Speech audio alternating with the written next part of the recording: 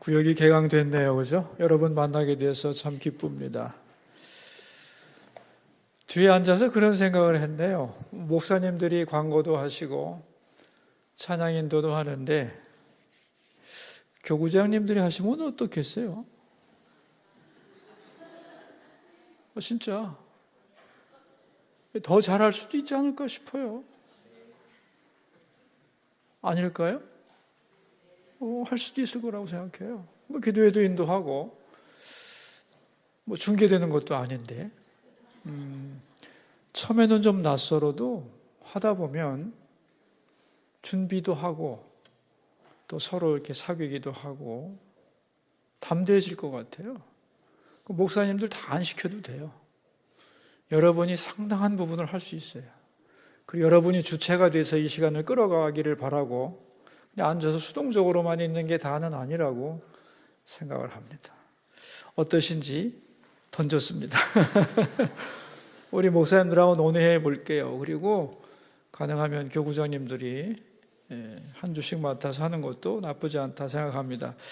여러분이 이제 오늘부터 교구가 지금까지도 작동은 되고 있지만 활성화될 텐데 교구장님 또 구역장 권사님들이 이제 식구들을 만날 거 아니에요? 우리에게 허락하신 분들을 만날 때 제일 먼저 할 일이 뭐냐 하면은 여러분은 영적 리더 아니야? 리더십의 첫 번째 사역이 뭐냐 하면 뭘 거라고 생각하세요? 환대입니다. 환갑게 맞아주는 거예요.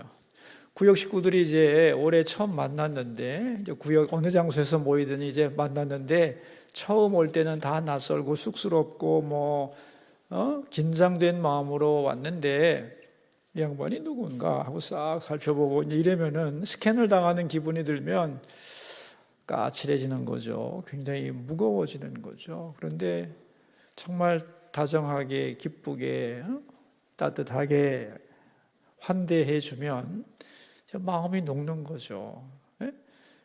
나를 반갑게 맞아주고 기다려주는 그런 분이 계신다는 건 행복한 일 아니겠어요? 그러면 여기 와도 되겠다. 내가 어색하지 않겠다. 나도 이 공동체 안에서 살아남을 수 있겠다. 이런 생각을 하게 될 거란 말이죠. 그러니까 맨 먼저 이거 이제 어떻게 잘 가르치나 이것도 좋지만 먼저는 열린 마음으로 환대를 해야 되겠다 하는 그런 생각을 하시고 구역 식구들을 만나주시면 고맙겠습니다. 그럴 때에 첫 모임이 긴장되지 않고 기대되는 모임으로 이렇게 변화될 수 있지 않을까 이렇게 생각을 하고요. 여러분 교회라는 말이 헬라어로는 에클레시아라고 해요. 에클레시아 들어봤을 거예요. 에클레시아는 부름받은 사람들의 모임 그런 뜻이에요. 그러니까 부름받은 사람들의 모임이 교회예요. 그러니까 수서교회도 있고 수서교회 안에 부름받은 또 작은 교회가 있는 거예요. 그게 구역입니다. 교구고. 그러니까 교구와 구역이 할 수 있는 일이 굉장히 많고 우리 구역도 작은 교회인데 실제로 여러분의 구역만도 못한 숫자의 교회들이 많습니다. 우리나라에. 수천 개예요 진짜. 여러분 구역 식구 7, 8명 되죠. 7, 8가정 되죠. 7, 8가정이 안 되는 교회도 굉장히 많아요. 그러니까 여러분 그 구역 하나하나가 교회라는 생각을 하시고 우리 작은 예를 들면 수서 1구역 교회가 전반기 한번 잘 모여서 하나님이 교회에 주신 약속을 이뤄내는 그런 교회가 되보자. 그런 결심도 해볼 만한 일이다. 그렇게 생각을 합니다. 오늘 6과 제목이 뭐예요? 성전에서 어떤 일이 일어났는가? 딱 맞네, 그죠? 성전에서 어떤 일이 일어났는가? 우리 교회의 머릿돌에 내가 여기서 너와 만나리라. 꼭 틀리는 사람이 있어. 너를 만나리라 이렇게 말하는 사람이 있어. 내가 여기서 너를 만나리라. 아닙니다. 너와 만나리라요. 왜냐하면 이게 왜 제가 이걸 머릿돌에 써놨느냐 하면은 성전을 짓고 나서 성전의 본질이 뭐지? 이곳에서 이루어져야 될 일이 뭐지를 생각하면서 만민이 기도하는 집이다. 그거는 본질은 아니에요. 하나님과의 만남이 성전의 목적이에요. 하나님이 내가 너와 여기서 만나리라. 이보다 더 좋은 구절이 어디 있겠나 이렇게 생각을 해서 머릿돌에 적어 놓은 것이고, 모르겠어요. 앞으로 다른 교회도 이 구절을 쓸지는 몰라요. 아직까지는 없었어요. 머릿돌에. 앞으로 쓰겠다는 사람도 있어서 제가 갖다 쓰라고 그랬어요. 뭐 내 말도 아닌데 뭐, 그죠? 바라기는 모든 교회가 이러한 목표와 기대를 가지고 모임을 갖는다면 얼마나 좋겠나 생각을 합니다. 오늘 이제 6과의 주제가 성전에서 어떤 일이 이루어지는가 하는 건데, 이 6과의 6장, 이사야 6장의 내용이 세 가지예요. 우리 78페이지를 봅시다. 세 가지가 뭐예요? 첫째, 성전에서 어떤 일이 일어났는가? 이사야 6장의 얘기예요. 둘째, 그런 일이 계속 일어나려면 어떻게 해야 하는가? 셋째, 말씀을 전했는데 왜 알아듣지 못하는가? 무지무지 중요한 질문들이죠. 그죠? 성전에서 어떤 일이 일어나야 되냐? 계속해서 일어나려면 어떻게 해야 되냐? 말씀을 전했는데 왜 알아듣지 못하냐? 정말 중요한 문제예요, 이게. 근데 오늘 본문에 다 나와 있어요, 대답이. 자, 첫 번째 주제가 뭐예요? 성전에서 어떤 일이 일어났는가? 먼저 이사야가 선지자로 부름받는 소명기사가 6장에 나오는데, 처음에 이사야가 왜 성전에 갔느냐? 커다란 문제가 있어서 갔어요. 우리 78페이지 가운데 성경 구절을 같이 읽읍시다. 우시야 왕이 죽던 해에 내가 본즉 주께서 높이 들린 보좌에 앉으셨는데 그의 옷자락은 성전에 가득하였고, 중요한 것은 우시야 왕이 죽던 해에, 이렇게 되는 거예요. 우시야 왕이 죽은 것이 굉장히 큰 사건이었다. 왜? 우시야가 52년간이나 이스라엘을 다스렸어요. 52년 반세기를 다스린 사람인데, 이 우시야 왕이 정치적인 감각이 있는 사람이라 나라를 부흥시켰어요. 근데 신앙적으로는 좀 그랬어요. 그래서 우시야 왕의 특징이 뭐냐면, 우리 가운데 문단 그 다음 밑에 그 당시 왕의 죽음은, 찾으셨어요? 같이 읽어요. 그 당시 왕의 죽음은 나라의 운명에 결정적인 영향을 줍니다. 종교적, 도덕적으로는 우시야 왕의 번영으로 사람들이 돈 맛을 알았습니다. 그래서 그들은 하나님을 떠나서 물질에 탐닉했고 사채와 방탕의 기운이 가득했습니다. 그리고 정치적, 외교적으로는 북쪽에 아수르라는 강력한 나라가 있었습니다. 우시야 왕이 잘 막아냈지만 앞으로 나라의 장래는 불안할 수밖에 없습니다. 우시야 왕의 죽음은 이렇게 국가적으로도 위기였고 또한 이사야 개인적으로도 위기였습니다. 왜냐하면 우시야 왕은 이사야의 사촌형이었거든요. 든든한 우군이 사라진 것입니다. 여러분, 우리나라 지금 대통령 임기가 5년이죠, 그죠? 5년이면 나라를 들어먹을 수도 있습니다. 진짜요. 굉장한 기간이라는 거예요. 근데 지금보다 삼권 분립이 안 된 한 나라의 전제군주가 52년을 다스렸다고 하는 건 무슨 의미인지를 알게 하려고 얘기하는 거예요, 지금. 굉장한 영향력이었을 것이고, 이제 그 왕이 죽고 나서 다른 왕이 등극하기까지의 그 혼란이라고 하는 것은 말도 못하는 때다, 이런 얘기입니다. 그래서 분리하면 경제적으로는 어땠다는 거예요? 경제적으로는 부흥했다는 거예요. 경제적으로 부흥해서 사람들이 돈을 많이 벌었으니까 사람들은 어떻게 됐느냐? 돈 맛을 알게 된 거예요. 다시 말하면 GDP가 올라갔다는 얘기예요. 잘 살게 되었다는 거예요. 그런데 신앙은 더 나빠졌다는 거예요. 우시야 왕이 그런 사람이었으니까. 그리고 외교적으로는 국가 안보는 불안한 상황이었다. 52년간 통치한 노련한 왕이 정치적으로 잘 그것을 컨트롤했는데, 이 대단한 왕이 죽고 나니까 이제 적들이 이 작은 나라를 어떻게 요리할지 모르는 거예요. 그죠? 분위기가 잡혀요? 그런 상황이었다. 그러니까 나라가 아유 큰일 났다 이런 생각이 드는 거죠. 위대한 지도자의 죽음이 가져오는 이 무게, 그다음에 이사야로서는 사촌 형님인데 이사야가 왕족입니다. 대단한 왕족이에요. 근데 형님이 돌아가시고 이제 어떻게 될지 모르는 거예요. 왕족이라는 게 좋을 때는 좋지만 잘못되면 죽는 거 아니에요. 이사야 개인에게도 국가에게도 굉장한 위기가 왔다, 그런 얘기예요. 그런 상황에서 이제 이사야는 고민하다가 어떻게 됐느냐, 성전으로 갔다. 우리 79페이지 둘째 줄 같이 읽어요. 이사야는 이런 문제를 가지고 고민하다가 어디로 갔는가? 성전으로 갔습니다. 성전에 가서 기도했습니다. 이것이 중요합니다. 우리가 살다 보면 언제나 문제가 생깁니다. 문제가 있을 때 어디로 가야 하는가? 성전으로 가야 합니다. 이것이 사는 길입니다. 문제가 생기면 성전으로 간다.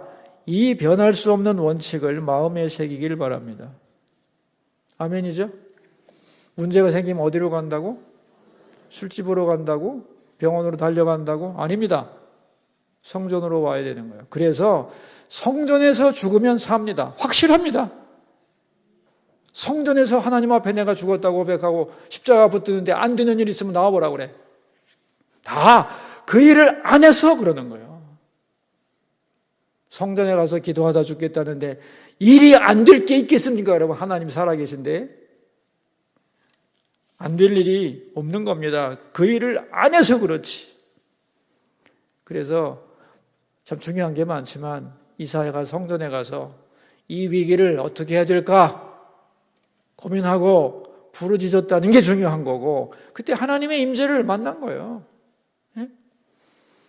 자, 그 다음 문단. 이사야는 성전에서 기도하다가 하나님을 만납니다. 하나님을 만나고 나서 이루어지는 세 가지 일이 나오죠. 그 밑에 여러분 읽어보셨으면 알 거예요. 첫째가 뭐예요? 그 다음 문단. 첫째, 자기 죄를 찾으셨죠? 자기 죄를 깨닫게 됩니다. 왜? 아니, 하나님을 만나는데 하나님이 나하고 게임이 되는 분이에요? 헉 하는 거지. 하나님을 못 만났으니까 이게 사람이 이렇게 어깨가 올라가고 그러지. 하나님을 만나고 나면 그 하나님 앞에서 하나님의 영광 앞에서 나의 초라함이라는 것.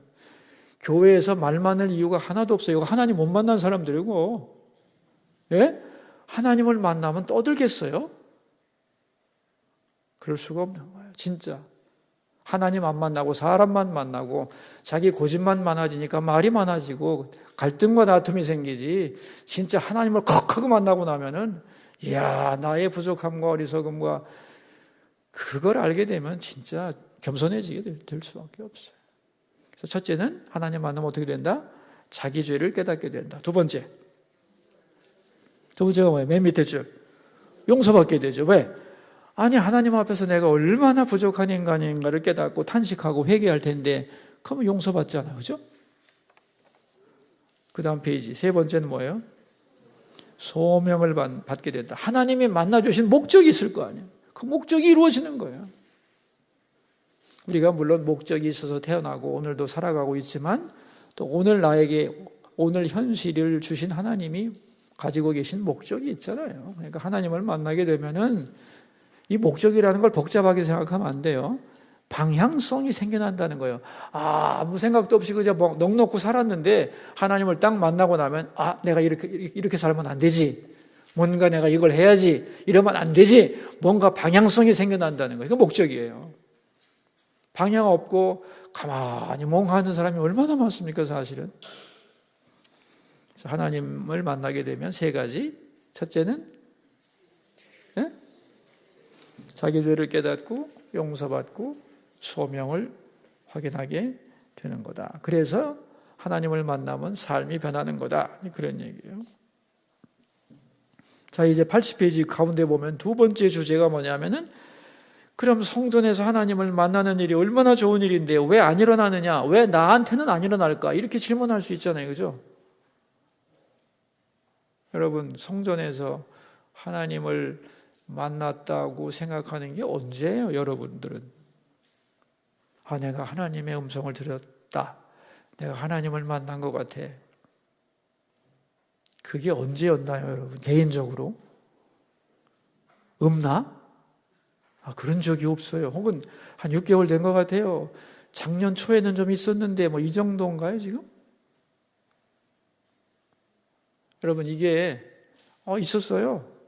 이상적으로는 3개월에 한 번이요. 3개월에. 내가 하나님의 음성을 들었다. 뭔가 내가 영혼이 깨어났다. 내가 이러면 안 된다는 생각이 들었다. 성전에 와서. 이런 생각이 최소한 3개월에 한 번은 일어나야 된대요. 그 목회학에 의하면. 근데 여러분 3개월 안에 있어요, 없어요? 그럼 뭔가 문제 있는 거예요. 왜냐하면 하나님이 돌아가신 하나님이 아니기 때문에. 그리고 오늘도 말씀하시는 하나님인데 나는 하나님을 못 만났어. 그 이유가 뭐냐? 오늘 본문에서 찾아봅시다. 그 대답은 어디에 있다고요? 그 밑에 문단.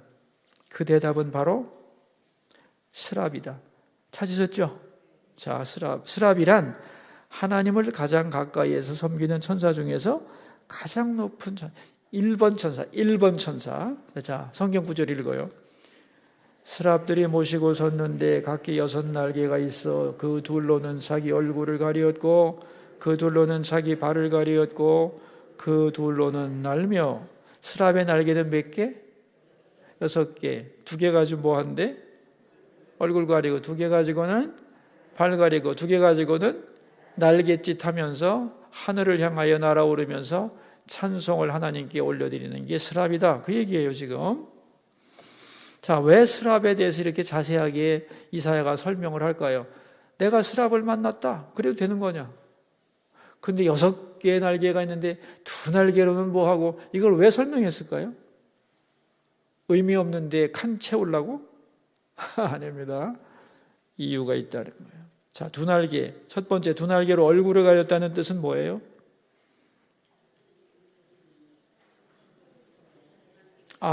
주님, 제가 주님 뵙기에는 부족합니다. 그런 뜻이라는 거예요. 근데 여러분 잘 생각해 보세요. 스랍이 누구냐면은 하나님 바로 밑에서 하나님을 섬기는 천사들 중에 높은 사람, 높은 천사 아니에요. 네? 그런데 그들이 얼굴을 가렸어요. 네? 하나님을 대면하기에는 나는 너무 부족하다. 부끄러워 감히 얼굴을 들지 못한다. 자기의 부족함을 깊이 깨닫는 거예요.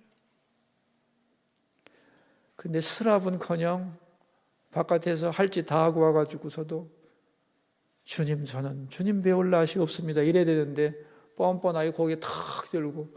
여러분, 이게 안 되는 거예요. 이게 자세가 틀려먹은 겁니다. 그 얘기 지금 하고 있는 겁니다. 그렇다고 뭐 와가지고 누가 인사해도 고개도 안 들고 저 부끄러워서요. 이래란 뜻은 아니지. 그죠? 하나님 전에 와서 얼굴을 가리는 마음. 주님 뵐 낯이 없습니다. 그러나 사랑을 붙잡고 부르심에 의지하여 왔습니다 하는 그런 깊은 자기의 부족함을 고백할 수 있는 사람에게 하나님이 나타난다는 거 아니겠어요? 2번째, 발을 가렸다. 이게 무슨 뜻이에요? 발이란 내가 살아온 지난날의 삶을 의미합니다. 내 발로 걸어온 길, 그것이 나의 과거입니다. 이력서는 과거의 역사입니다. 여기서 이는 발불리입니다. 내가 밟고 지나온 길, 그게 이력서예요. 발을 가렸다는 것은 내 멋대로 걷는 길 걷지 않고 이제는 하나님이 원하시는 그 길을 가겠습니다. 그죠? 그런 뜻이라는 거예요.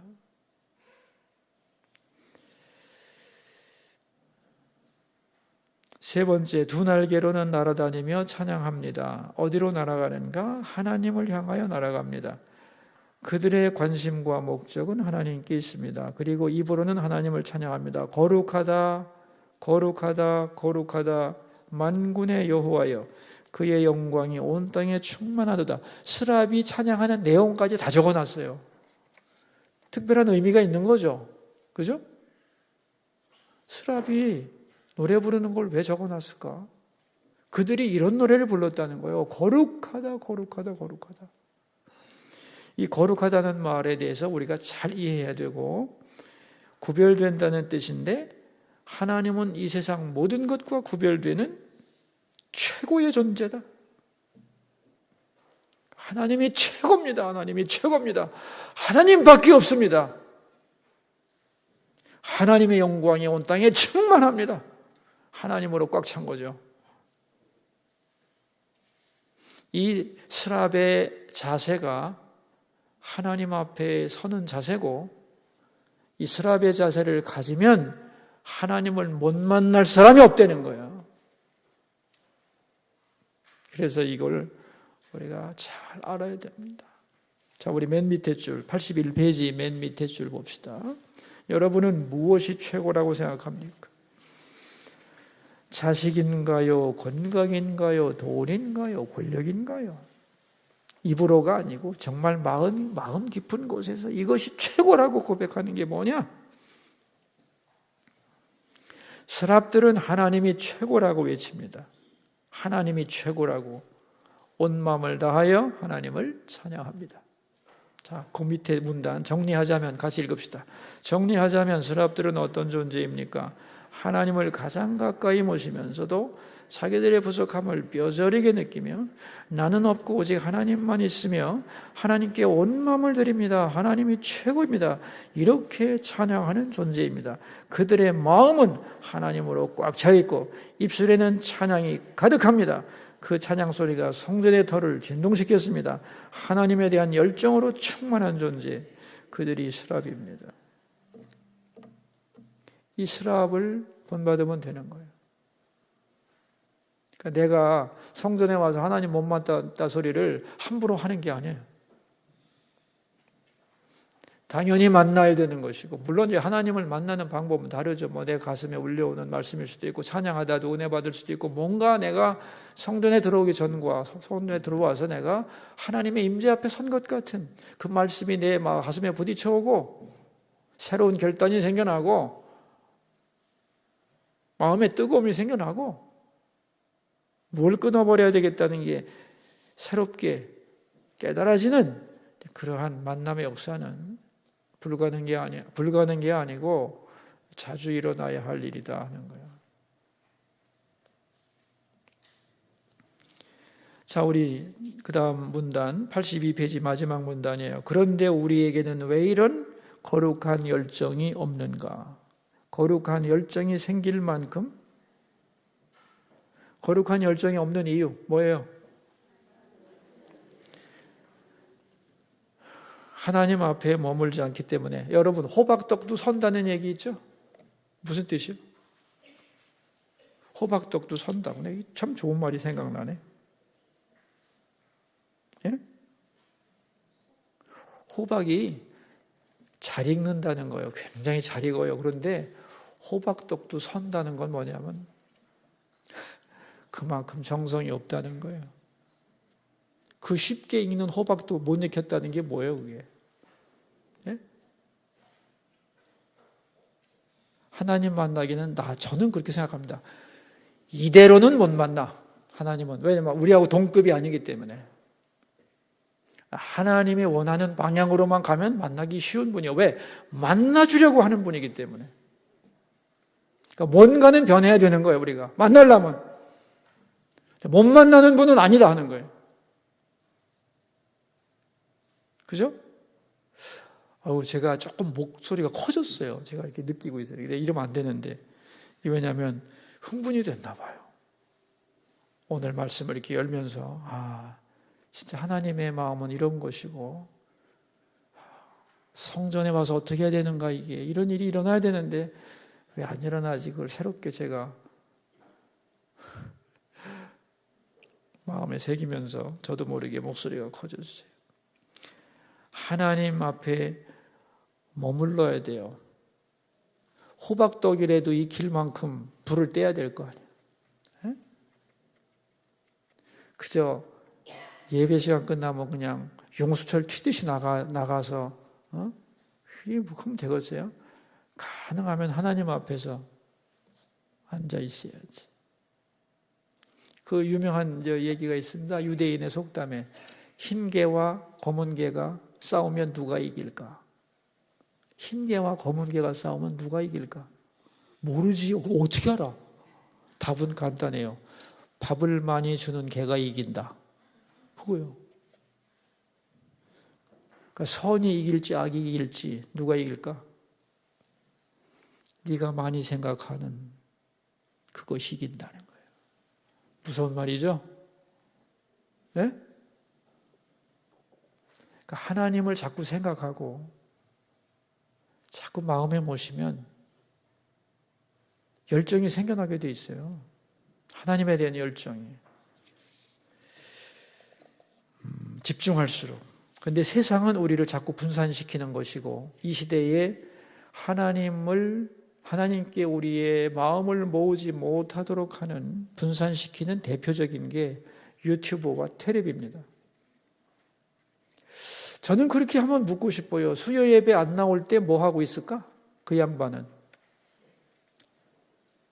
여러분이 한번, 나는 잘 몰라, 사실. 왜냐하면 내가 텔레비를 잘 안 보니까 중요한 뉴스 같은 거 있으면 이제 유튜브나 아니면 뭐 책으로 주로 보기 때문에. 그런데 여러분은 어떻게 대답하실래요? 아니, 정말 새벽에 피곤하면 자는 건 좋아. 왜냐면 우리 몸이 회복이 돼야 돼요. 좀 일찍 자면 더 좋겠죠. 근데 수요일 날 이제 예배가 복원이 되고 했는데도 물론 일하고 퇴근 못한 분도 있을 텐데 아마 대개는 텔레비 보고 있지 않을까 그렇게 생각해요. 제 친구 얘기 저거 써놨어요. 83페이지 둘째 줄에, 셋째 줄에. 지난달에 제 친구 목사님을 만났는데 자기가 요즘 변했다고 하면서 매일 유튜브 보았는데 어느 날 시간을 재봤더니 잠깐 봤다고 생각하는데 3시간 이상 보고 있더라. 큰일 났다. 그래서 30분 이내로 줄이고 더 기도하고 독서에 몰두하겠다고 결심했는데 기도 좀 해달라고 저한테 부탁하더란 얘기. 그 밑에 문단 같이 읽읍시다. 세상으로 향하던 관심을 줄이고 하나님께 더 집중하면 하나님을 만날 수 있습니다. 그렇게 되면 그 사람도 하나님을 만나게 되지만 이런 사람들이 많아지면 성전에 찬양의 영이 가득하게 되고 하나님의 임재가 더 많이 나타나게 될 겁니다. 여러분 수요일 날 좀 오셔서 저녁 예배 오셔가지고 찬양 좀 많이 부르세요. 왜냐하면 우리 지금 영혼이 바짝 말라가지고 찬양이 안 나와. 우리 교인들 찬양을 마중물을 부어가지고 뿜어내야 돼요. 뿜어내야 돼요. 진짜요. 내가 찬양 부르는 전도사님한테도 더 강하게 부르라고 요구하려고 그래요. 자기 힘으로 부르지 말고 하나님의 힘을 받아서 부르라. 그리고 여러분도 여러분 마음속에 있는 그 메마름을 내려놓고 목마른 영혼이 하나님의 은혜의 단비를 하늘이 사모하는 마음으로 찬양을 부르면 여러분 영혼의 생수가 터져요. 네? 정말 찬양이 너무 좋아서 찬양 부르다가 눈물 흘린 적이 언제예요, 여러분? 언제? 다시 회복할 수 있기를 바라요. 정말입니다. 그래서 시간을 들이면 된다는 거 아니야. 하나님께 너무너무 시간을 안 들이니까 하나님에 대한 열정이 안 살아나는 거다. 이게. 자, 그 다음 세 번째 주제.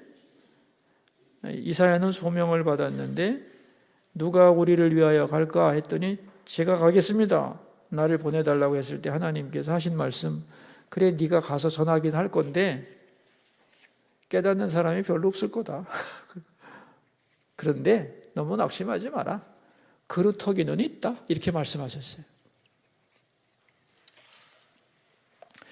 그랬더니 이사야가 질문을 했어요. 못 알아듣는 사람이 많다고요? 어느 때까지 깨닫지 못할까요? 84페이지 성경 구절 밑에 읽어봅시다. 어느 때까지입니까? 언제까지 깨닫지 못합니까? 성읍들은 황폐하여 주민이 없으며 가옥들에는 사람이 없고 토지는 황폐하게 될 때까지다. 하나님의 대답입니다. 이게 내 백성에게 내 말을 전해도 안 들을 거라는 거예요. 언제까지 안 들어요 그들이? 황폐하여 주민이 없고 가옥에는 사람 없고 토지까지도 황폐하게 될 때, 이게 무슨 말일까요? 참 무서운 말이죠. 쫄딱 망할 때까지, 이런 뜻이에요.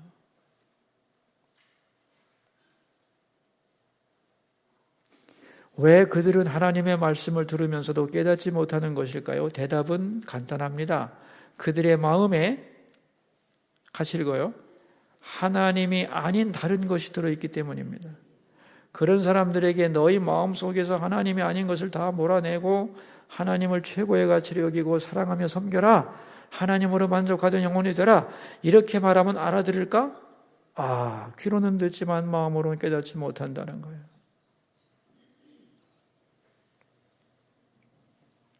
그렇다면 언제 깨달을 수 있을까요? 언제 하나님의 음성을 들을 수 있을까요? 세상에서 믿던 것이 다 끊어질 때.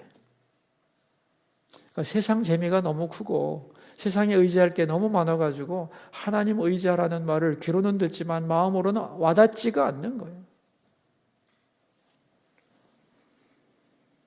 그래서 그것이 끊어질 때, 내가 지금까지 중요하게 여긴 것들, 내 마음에 행복과 만족을 준다고 생각했던 이 모든 것이 아무것도 아니구나.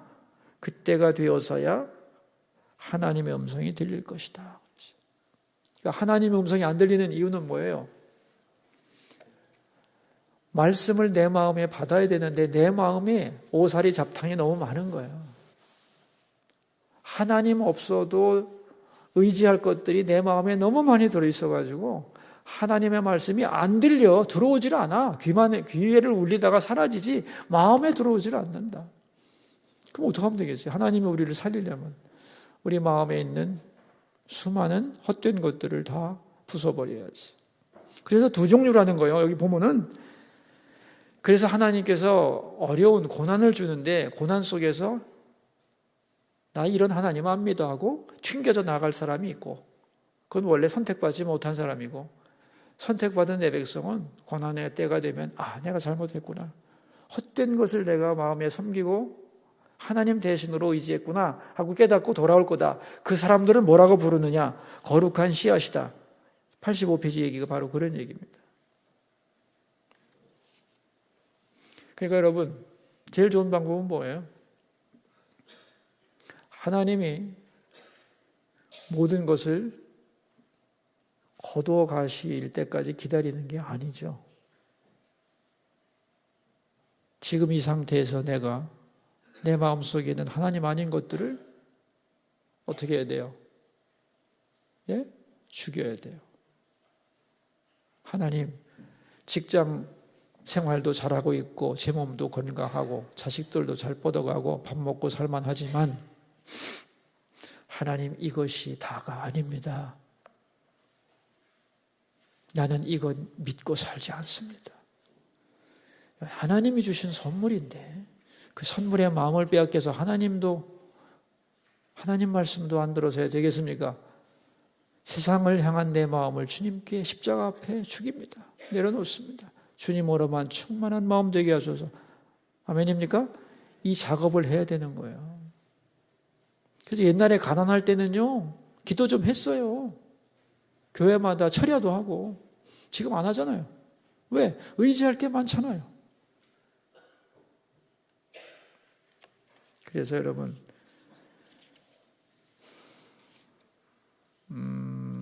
우리 85페이지 가운데 마지막 문단을 한번 우리 읽어볼까요? 여러분의 마음은 무엇으로 가득 차 있습니까?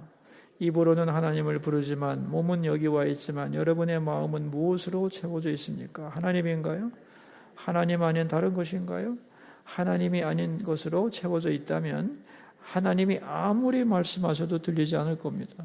그러므로 하나님을 입으로만 부르지 마세요. 마음으로 하나님을 간절히 찾고 부르세요. 그때 하나님을 만날 것입니다. 그래서 하나님으로 채워질 것입니다. 제가 설교하면서 보면 다 보여요. 정말 간절히 좀 받으면 좋겠다, 말씀을. 듣기는 듣는데 안 들어가는 것 같다, 그런 생각을 하면 마음이 많이 아파요. 그렇다고 내가 여기 나온 말씀을 인용하지는 않아요. 하나님께서 하시겠지만 빨리 마음을, 이 책 제목이 뭐예요? 그래서 이 책 제목이 뭐예요? 마음을 주께 드립니다. 마음을. 우리 다음 페이지 우리 문제를 풀어야죠. 함께 이야기하기. 성전에서 기도하다가 하나님을 만날 때 일어나는 세 가지 일은 무엇인가요?